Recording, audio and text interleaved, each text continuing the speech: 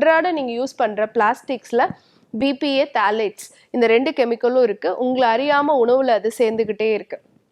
அடுத்து பார்த்தீங்கன்னா நீங்கள் நிறையா பர்ஃப்யூம்ஸ் யூஸ் பண்ணுறீங்க, டாய்லெட் டிட்டர்ஜென்ட்ஸ் யூஸ் பண்ணுறீங்க, நிறைய க்ரீம்ஸ் யூஸ் பண்ணுவீங்க. இதில் இருக்கக்கூடிய பர்சனல் கேர் ப்ராடக்ட்ஸ், இதில் இருக்கக்கூடிய பேரபின்ஸ் இந்த வேலையை செய்யக்கூடியதாக இருக்குது. அடுத்து நம்ம நிறைய காய்கறிகள் பழங்கள்லாம் வாங்குகிறோம் இல்லையா, அதில் நிறைய உரங்கள் இருக்குது இல்லையா, அந்த பெஸ்டிசைட்ஸில் வந்து பார்த்தீங்கன்னா DDT அப்படின்னு சொல்லக்கூடிய கெமிக்கல் இருக்கிறதா சொல்லப்படுது.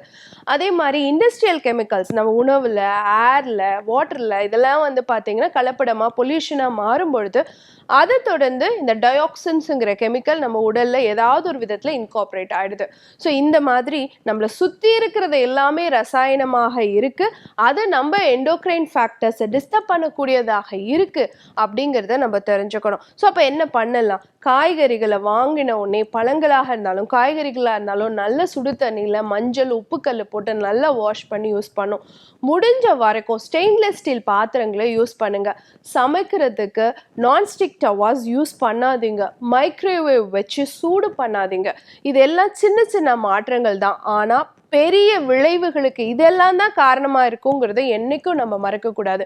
ஒருவேளை இந்த மாதிரி நம்ம சாப்பிட்டதுனால நம்ம உடம்புல நிறைய டாக்ஸின்ஸ் அக்குமுலேட் ஆயிருக்கும், இந்த EDC நிறையா சேர்ந்துருக்கும் அப்படின்னு நீங்கள் நினச்சிங்கன்னு சொன்னால் வாரம் ஒரு முறை நீங்கள் டீடாக்ஸ் பண்ணிக்கோங்க. வாரம் ஒரு நாள் அருகம்புல் ஜூஸ் காலையில் எம்டி ஸ்டொமக்கில் எடுத்துக்கலாம். அதே மாதிரி நெல்லிக்காய் ஓமம் சேர்ந்து மிக்சியில் அடித்து சால்ட் போட்டு ஜூஸ் மாதிரி எடுத்துக்கலாம். ஸோ இந்த hormone detox drink weekly once எடுத்துக்கும் பொழுது நம்மளுடைய ஹார்மோன்களை மாற்றி அமைக்கக்கூடிய, செயல்திறனை கெடுக்கக்கூடிய இந்த எண்டோக்ரைன் டிஸ்ரப்டிங் ஃபேக்டர்ஸ்னு சொல்லக்கூடிய செயற்கை ரசாயனங்களை நம்ம வெளியே தள்ள முடியும்.